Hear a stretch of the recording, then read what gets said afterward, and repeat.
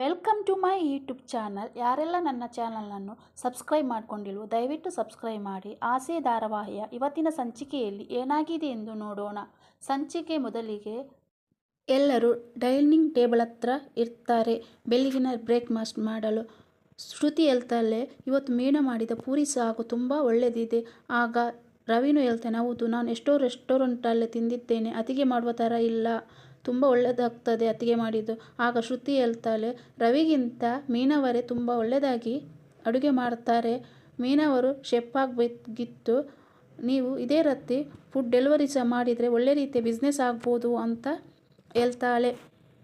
ಆಗ ಶಾಂತಿ ಮೀನಲನ್ನು ಹೊಗಳುವುದನ್ನು ಕೇಳಿ ತುಂಬ ಹೊಟ್ಟೆ ಕಿಚ್ಚುಪಟ್ಟು, ಹೌದೌದು, ಇನ್ನು ಇದೊಂದು ಇಟ್ಟರೆ ಬಾಕಿ, ಹೂವಂತೂ ಮನೆ ಮನೆಗೆ ಹೋಗಿ ಮಾಡ್ತಾಳಲ್ಲ ಅಂತ ಹೇಳ್ಬೇಕಾದ್ರೆ, ಹೌದತ್ತೆ, ಈ ಫುಡ್ ಡೆಲಿವರಿ ಸಹ ಒಳ್ಳೆ ಐಡಿಯಾನೇ, ಅದರಿಂದ ಒಳ್ಳೆ ಪ್ರಯೋಜನ ಇದೆ ಅಂತ ಹೇಳ್ಬೇಕಾದ್ರೆ, ಇನ್ನು ಸೂರ್ಯನಿಗೆ ಏನಾದರೂ ಗೊತ್ತಾದರೆ ಅವನೊಂದು ಇನ್ನೊಂದು ಗಾಡಿ ತೆಗೆದು ಕೊಡ್ಬೋದಂತ ಶಾಂತಿ ರೇಗಿಸ್ತಾಳೆ. ಮತ್ತು ರಂಗನಾಥ್ ಅವರು ಹೇಳ್ತಾರೆ, ನಿನಗೆ ಮೀನಲನ್ನು ಯಾರು ಹೊಗಳಿದ್ರೆ ಆಗೋದೇ ಇಲ್ಲ, ತುಂಬ ಹೊಟ್ಟೆ ಕಿಚ್ಚು ಪಡ್ತೀಯ ಅಂತ ಹೇಳ್ತಾರೆ. ರೋಹಿಣಿ ಮತ್ತು ಮನೋಜ್ ಡೈನಿಂಗ್ ಟೇಬಲ್ ಹತ್ರ ಬರ್ತಾರೆ. ತಿಂಡಿ ಎಂತ ಕೇಳಿದಾಗ ಪೂರಿ ಸಾಗು ಅಂತ ಹೇಳ್ಬೇಕಾದ್ರೆ ರೋಹಿಣಿ ಮೀನಲ್ಗೆ ಹೇಳ್ತಾಳೆ, ಅಷ್ಟು ಗೊತ್ತಾಗಲ್ವ, ಇದೆಲ್ಲ ಒಳ್ಳೇದಲ್ಲ, ಇನ್ನು ಒಂದೇ ಮಾಡಿದ್ದೆ, ಬೇರೆ ಏನು ಮಾಡಿಲ್ವಾ, ಯಾಕೆ ಈ ಥರ ಮಾಡಿದ್ದು, ಬೇರೆ ಏನಾದರೂ ಮಾಡಬೇಕಿತ್ತಲ್ವ ಅಂತ ಹೇಳ್ತಿರ್ಬೇಕಾದ್ರೆ ಆ ಸೂರ್ಯ ಅಲ್ಲಿಗೆ ಬರ್ತಾನೆ. ರೋಹಿಣಿ ಹತ್ರ ಹೇಳ್ತಾನೆ, ಎದ್ದೇಳಮ್ಮ ಪೌಡರಮ್ಮ, ನಿಂಗೆ ಇಷ್ಟ ಇಲ್ಲದಿದ್ದರೆ ನೀನು ತಿನ್ನಬೇಡ, ಅದಲ್ಲದೆ ನಿನಗೆ ಉಪವಾಸ ಇದೆಯಲ್ಲ, ನಿನಗೆ ಆಯಿಲ್ ಫುಡ್ ಎಲ್ಲ ತಿನ್ನಬಾರ್ದು ಅಂತ ಪುರೋಹಿತರು ಹೇಳಿಲ್ವ, ನೀನು ಯಾಕೆ ತಿಂತಿದ್ದೀಯ, ಎದ್ದೇಳು ಅಂತ ಹೇಳ್ತಿರ್ತಾನೆ. ಉಪ್ಪು ಖಾರ ಇಲ್ಲದೆ ತಿನ್ನಬೇಕಲ್ವ, ಯಾಕೆ ಈ ಥರ ಮಾಡ್ತಿ. ಆಗ ರೋಹಿಣಿಯವರೇ, ನಾನು ನಿಮಗೆ ಗಂಜಿ ಮಾಡಿ ಕೊಡ್ತೇನೆ ಅಂತ ಹೇಳ್ಬೇಕಾದ್ರೆ ಸೂರ್ಯ ಹೇಳ್ತಾನೆ, ಸಕ್ಕರೆ ಹೇಳಿದಲ್ವ ನೀನು ಎಂತ ಮಾಡಬಾರ್ದು ಅಂತ, ಅವಳೇ ಮಾಡಬೇಕಂತ ಹೇಳ್ಬೇಕಾದ್ರೆ ಸಕ್ಕರೆ, ಹೋಗು ರೋಹಿಣಿ, ನೀನು ಗಂಜಿ ಮಾಡಿ ಕುಡ್ಕೋ ಅಂತ ಹೇಳ್ತಾಳೆ. ರೋಹಿಣಿಗೆ ಇವರ ಮಾತುಗಳನ್ನು ಕೇಳಿ ತುಂಬ ಸಿಟ್ಟು ಬರ್ತಾಳೆ. ಹಾಗೇನೆ ಗುರಾಯಿಸ್ತಾ ಇರ್ತಾಳೆ. ಏನು ಗುರಾಯಿಸ್ತಾ ಇದ್ದೀಯ, ನಾನೇನು ಮಾಡಿದ್ದೆ, ಪುರೋಹಿತರು ಹೇಳಿದ್ದನ್ನು ನಾನು ಹೇಳಿದ್ದೇನೆ ಅಂತ ಸೂರ್ಯ ಹೇಳ್ತಾನೆ. ಮತ್ತು ರೋಹಿಣಿ ಅಲ್ಲಿಂದ ಎದ್ದು ನಿಂತ್ಕೊಳ್ತಾಳೆ. ಅಷ್ಟೊತ್ತಿಗೆ ಮನೋಜು ಸಹ ಪೂರಿ ಹಾಕ್ಕೊಂಡು ತಿಂತಿರ್ಬೇಕಾದ್ರೆ ಸೂರ್ಯ ಹೇಳ್ತಾನೆ, ನೀನೇನು ನಿನ್ನ ಹೆಂಡತಿ ಅಷ್ಟು ಉಪವಾಸ ಇರಬೇಕಾದ್ರೆ ನೀನು ತಿಂತಿದ್ದೀಯಲ್ಲ, ಇದು ಯಾವ ನ್ಯಾಯ, ಯಾರಾದರೂ ಹೆಂಡತಿ ಉಪವಾಸ ಇರಬೇಕಾದ್ರೆ ಗಂಡ ತಿಂತಾನೆ, ಅಥವಾ ಗಂಡ ಉಪವಾಸ ಇರಬೇಕಾದ್ರೆ ಹೆಂಡತಿ ತಿಂತಾನಂತ ಅವನ ಹತ್ರ ಹೇಳ್ತಾನೆ. ಮೀನು ಉಪವಾಸ ಇದ್ದಾಗ ನಾನು ತಿನ್ನೋದಿಲ್ಲ, ಹಾಗೆ ನಾನು ಉಪವಾಸ ಇದ್ದಾಗ ಮೀನ ತಿಂತೀಯ ಕೇಳಬೇಕಾದ್ರೆ ಇಲ್ಲ ಅಂತ ಹೇಳ್ತಾಳೆ. ಹಾಗೆ ರವಿ ಹತ್ರ ಕೇಳಿದಾಗ ಇಲ್ಲ ಅಂತ ಹೇಳ್ತಾನೆ. ಶ್ರುತಿ ಹತ್ರ ಕೇಳಬೇಕಿದ್ರೆ ನನಗೆ ಹೊಟ್ಟೆ ಹಸಿದಾಗ ತಿಂತೇನೆ, ಆದರೆ ಪ್ರೀತಿಗೆ ಏನು ಕಮ್ಮಿ ಇಲ್ಲ ಅಂತ ಹೇಳ್ತಾಳೆ. ಆಗ ರವಿ ಏನು ಶ್ರುತಿ ನೀನು ಅಂತ ಹೇಳ್ಬೇಕಾದ್ರೆ, ಹಾಗೇನಿಲ್ಲ, ನನಗೆ ಪ್ರೀತಿ ಇದೆ ನಿನ್ನ ಮೇಲೆ ಅಂತ ಹೇಳ್ತಾನೆ. ನೋಡು, ಸಕ್ಕರೆನೂ ಸಹ ಹಾಗೇನೆ, ಅಪ್ಪನಿಗೆ ತಿನ್ನಲಿಲ್ಲಂದರೆ ಸಕ್ಕರೆ ತಿನ್ನಲ್ಲ, ಸಕ್ಕರೆ ತಿನ್ನಲಿಲ್ಲದ್ರೆ ಹೇಳ್ತಾನೆ. ಶಾಂತಿಗೆ ಈ ಮಾತು ಕೇಳಿ ತುಂಬ ಸಂತೋಷವಾಗ್ತದೆ. ಮತ್ತು ರೋಹಿಣಿ ಮತ್ತು ಮನೋಜ್ ಇಬ್ಬರನ್ನು ಸಹ ಎದ್ದೇಳಿಸ್ತಾಳೆ. ಸೂರ್ಯ ನಾಷ್ಟ ಮಾಡ್ತಿರ್ಬೇಕಾದ್ರೆ ಅವನಿಗೆ ಚಾಯಲಿಂದ ಕಾಲ್ ಬರ್ತದೆ, ನೀವು ಬೇಗ ಬನ್ನಿ, ನನಗೆ 4 ಕಡೆ ಹೋಗ್ಲಿಕ್ಕಿದೆ ಅಂತ ಹೇಳ್ಬೇಕಾದ್ರೆ, ಆಯ್ತಮ್ಮ ಹೀಗೆ ಬಂದೆ ಅಂತ ಹೇಳಿ ನಾಷ್ಟ ಮಾಡಲಿಂದ ಹೊರಡ್ತಾನೆ.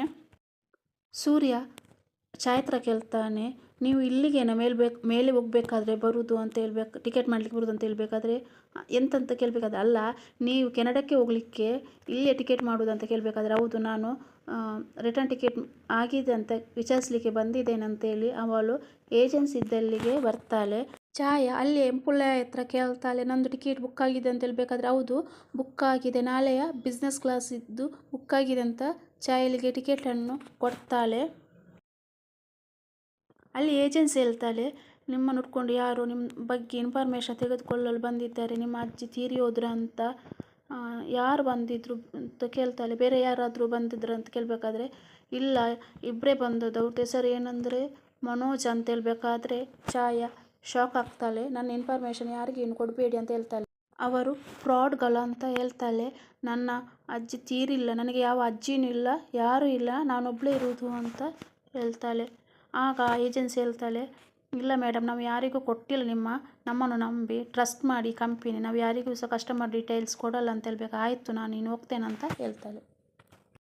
ಸೂರ್ಯ ಗಾಡೀಲಿ ಹೋಗ್ತಾ ಇರಬೇಕಾದ್ರೆ ಛಾಯ ತುಂಬ ಬೇಜಾರದಿಂದಿರುವುದನ್ನು ನೋಡಿ, ಯಾಕೆ ಬೇಜಾರದಿಂದ ಇದ್ದೀರಾ ಮೇಡಮ್, ಟಿಕೆಟ್ ಬುಕ್ ಆಗಲಿಲ್ವ ಅಂತ ಕೇಳಬೇಕಾದ್ರೆ, ಹೌದು ಆಗಿದೆ ಅಂತ ಹೇಳ್ತಾಳೆ. ಹೌದಾ, ನಾಳೆ ನೀವು ಹೋಗೋದಂತ ಕೇಳಬೇಕಾದ್ರೆ ಹೌದು ಅಂತ ಹೇಳ್ತಾಳೆ. ಇನ್ನು ನೀವೇನಾದರೂ ಊರಿಗೆ ಬರಬೇಕಾದ್ರೆ ನನಗೇನೆ ಕಾಲ್ ಮಾಡಿ, ನಾನು ನಿಮ್ಮನ್ನು ಪಿಕ್ ಮಾಡ್ತಾನೆ ಅಂತ ಹೇಳ್ಬೇಕಾದ್ರೆ ಆಯ್ತಂತ ಹೇಳ್ತಾಳೆ. ಅವಳೊಬ್ಳಿಗೆ ಕಾಲ್ ಮಾಡಿ ಬನಶಂಕರಿಯಲ್ಲಿ ಒಂದು ಪಾರ್ಲರ್ ಇತ್ತಲ್ಲ ಅದು ಅಂತ ಹೇಳ್ಬೇಕಾದ್ರೆ ಅವಳು ಹೇಳ್ತಾಳೆ ಅದು ಕ್ಲೋಸ್ ಆಗಿದೆ ಅಂತ ಹೇಳ್ಬೇಕಾದ್ರೆ ಸೂರ್ಯ ಹೇಳ್ತಾನೆ, ಏನು ಮೇಡಮ್ ನಿಮಗೆ ಪಾರ್ಲರಿಗೆ ಹೋಗ್ಬೇಕಿತ್ತು ಅಂತ ಹೇಳ್ಬೇಕಾದ್ರೆ ಹೌದು ಅಂತ ಹೇಳ್ಬೇಕಾದ್ರೆ ನಾನು ಹೋಗ್ತಿರುವ ಪಾರ್ಲರ್ ಕ್ಲೋಸ್ ಆಗಿದೆ ಅಂತ ಹೇಳ್ತಾಳೆ. ಅದಕ್ಕೆ ಯಾಕೆ ಮೇಡಮ್ ಚಿಂತೆ ಮಾಡ್ತೀರಾ, ಪಾರ್ಲರ್ ಈಗ ರೋಡಿಗೆ ಹೋಗಿದೆ, ನೀವು ವರಿ ಮಾಡಬೇಡಿ, ನಂಗೆ ಗೊತ್ತಿರುವವರ ಒಬ್ಬರು ಕೆಲಸ ಮಾಡ್ತಿರುವ ಉತ್ತರಳ್ಳಿಲಿ ಪಾರ್ಲರ್ ಇದೆ, ನೀವು ಅಲ್ಲಿಗೆ ಓಕೆ ಅಂತ ನಾನು ಅಲ್ಲಿ ಕರ್ಕೊಂಡು ಹೋಗ್ತೇನೆ ಅಂತ ಹೇಳ್ತಾನೆ. ಅದಕ್ಕೆ ಓಕೆ ಅಂತ ಹೇಳ್ತಾಳೆ. ಸೂರ್ಯ ರೋಹಿಣಿ ಕೆಲಸ ಮಾಡುವ ಪಾರ್ಲರಿಗೆ ಕರ್ಕೊಂಡು ಬರ್ತಾನೆ. ಸೂರ್ಯ ಮನಸ್ಸಲ್ಲೇ ಅಂದ್ಕೊಳ್ತಾ ನಗಾಡ್ತಿರ್ತಾನೆ, ಪೌಡ್ರಮ್ಮ ಇವತ್ತು ನನ್ನಿಂದಾಗಿ ನಿನಗೆ ಒಳ್ಳೆ ವರಮಾನ ಸಿಕ್ಕಿದೆ, ಯಾಕೋ ಸೂರ್ಯ ನೀನು ಇಷ್ಟೊಂದು ಒಳ್ಳೆಯವನಂತ ಮನಸ್ಸಲ್ಲೇ ನಗ್ತಾ ಇರ್ತಾನೆ. ಕೇಳ್ತಾನೆ, ಏನು ಮಾಡ್ತಾಯಿದ್ರು ಅಂತ ಹೇಳ್ಬೇಕಾದ್ರೆ ಏನಿಲ್ಲ ಮೇಡಮ್ ಅಂತ ಹೇಳ್ತಾನೆ. ನಂತರ ಚಾಯಲ್ ಹತ್ರ ನೋಡಿ ಇದೇ ಪಾರ್ಲರ್ ಅಂತ ಹೇಳ್ತಾನೆ. ನಾನಾದರೂ ವೆಯ್ಟ್ ಮಾಡ್ಬೇಕಂತ ಹೇಳ್ಬೇಕಾದ್ರೆ ಬೇಡ ಅಂತ ಹೇಳ್ತಾಳೆ. ಲೇಟ್ ಆಗ್ಬೋದು, ನೀವು ಓಡಾಡಿ ತುಂಬ ಕೆಲಸ ಇರುತ್ತೆ ಅಂತ ಅವನನ್ನು ಛಾಯ ಹಣ ಕೊಟ್ಟು ಕಳಿಸ್ತಾಳೆ. ಛಾಯ ಪಾರ್ಲರ್ಗೆ ಬಂದ ನಂತರ ರಿಸೆಪ್ಷನಿಸ್ಟನ ಹತ್ರ ನನಗೆ ಫೇಶಿಯಲ್ ಮಾಡಲಿಕ್ಕಿದೆ ಅಂತ ಹೇಳ್ಬೇಕಾದ್ರೆ ರಿಸೆಪ್ಷನಿಸ್ಟನ್ ಇಲ್ಲಿ ವೆಯ್ಟ್ ಮಾಡಿ ಕೂತ್ಕೊಳ್ಳಿ ನಾನು ವಿಚಾರಿಸಿ ಬರ್ತೇನೆ ಅಂತ ಹೇಳಿದಾಗ ರೋಹಿಣಿ ಹತ್ರ ಹೇಳ್ತಾಳೆ, ಕ್ಲೈಂಟ್ಸ್ ಬಂದಿದ್ದಾರೆ ಅಂತ ಹೇಳ್ಬೇಕಾದ್ರೆ ಇವರದಾಯಿತು ಅವರನ್ನು ಕಳಿಸಿ ಅಂತ ಹೇಳ್ತಾಳೆ. ರಿಸೆಪ್ಷನಿಸ್ಟ್ ಹೋಗಿ ನೀವು ಒಳಗೆ ಹೋಗ್ಬೋದಂತ ಹೇಳ್ತಾಳೆ ಛಾಯನಿಗೆ. ಛಾಯ ಒಳಗೆ ಬಂದು ಎಕ್ಸ್ಕ್ಯೂಸ್ ಮೀ ಅಂತ ಹೇಳ್ಬೇಕಾದ್ರೆ ರೋಹಿಣಿ ಹಿಂದಿರುಗಿದಾಗ ಛಾಯ್ ಇರ್ತಾಳೆ. ಛಾಯಲನ್ನು ನೋಡಿ ರೋಹಿಣಿ ಶಾಕ್ ಆಗ್ತಾಳೆ. ನಂತರ ಛಾಯ ಕೇಳ್ತಾಳೆ, ನನಗೆ ಐಬ್ರೋ ಶೇಪ್ ಮತ್ತು ಫೇಶಿಯಲ್ ಮಾಡಬೇಕಿತ್ತು, ಯಾವುದು ಒಳ್ಳೆಯದು ಫೇಶಿಯಲಲ್ಲಿ ಕೇಳಬೇಕಾದ್ರೆ ರೋಹಿಣಿ ಯೋಚಿಸ್ತಿರ್ತಾಳೆ. ಮನೋಜ್ ತೋರಿಸಿದ ಫೋಟೋವನ್ನೇ, ನಿಮಗೆ ಕನ್ನಡ ಬರಲ್ವಾ, ಇಂಗ್ಲೀಷ್ ಹೇಳ್ಬೇಕಂತ ಹೇಳ್ಬೇಕು, ಇಲ್ಲ D10 ಗ್ಲೋ ಒಳ್ಳೇದಂತ ಹೇಳಿ ಅವಳನ್ನು ಕುಳಿತುಕೊಳ್ಳಲು ಹೇಳ್ತಾಳೆ.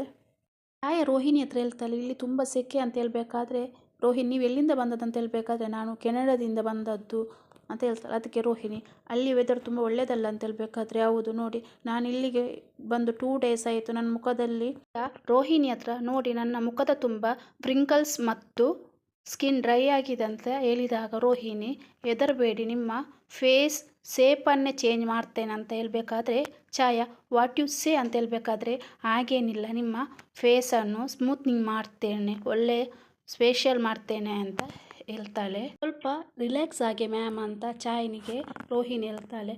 ಬೈ ದ ಬೈ ನಿಮ್ಮ ಹೆಸರೆಂತ ಅಂತ ರೋಹಿಣಿ ಛಾಯನ ಹತ್ರ ಕೇಳಬೇಕಾದ್ರೆ ಛಾಯ ಅಂತ ಹೇಳಿದ ನಂತರ ರೋಹಿಣಿಗೆ ಶಾಕ್ ಆಗಿ 2 ನಿಮಿಷ ಬಿಟ್ಟು ಬರ್ತೇನಂತೇಳಿ ಮನೋಜನಿಗೆ ಕಾಲ್ ಮಾಡಿ ಎಲ್ಲಿದ್ದೀರಾ ಮನೋಜ್ ಅಂತ ಹೇಳ್ಬೇಕಾದ್ರೆ ನಾನು ಹಣ ಹೊಂದಿಸ್ಲಿಕ್ಕೆ ಹೋಗಿದ್ದೆ, ನನಗೆ ಎಲ್ಲಿಯೂ ಸಹ ಹಣ ಸಿಗ್ತಿಲ್ಲ, ಫಿನಾನ್ಸ್ ಹತ್ರ ಹೋಗ್ಬೇಕಂತಿದ್ದೇನೆ, ಆಗ ನೀವು ಎಲ್ಲಿಗೆ ಹೋಗೋದು ಬೇಡಿ, ನಾನೇ ನಿಮಗೆ ಹಣ ಕೊಡ್ತೇನೆ, ಇಲ್ಲಿಗೆ ಒಬ್ಬಳು ಹಣ ಕೊಡುವವಳು ಬಂದಿದ್ದಾಳೆ ಅಂತ ಹೇಳ್ಬೇಕಾದ್ರೆ ಯಾರಾದ ಅಂತ ಹೇಳ್ತಾನೆ. ಅದು ಬೇರೆ ಯಾರೂ ಅಲ್ಲ ಛಾಯ ಅಂತ ಹೇಳ್ಬೇಕಾದ್ರೆ ಮನೋಜನಿಗೆ ತುಂಬ ಶಾಕ್ ಆಗ್ತದೆ. ಇವತ್ತಿಗೆ ಈ ಸಂಚಿಕೆ ಮುಕ್ತಾಯವಾಗಿದೆ. ನಾಳಿನ ಸಂಚಿಕೆಯಲ್ಲಿ ಏನಾಗಿದೆ ಅಂತ ನೋಡೋಣ. Thank you.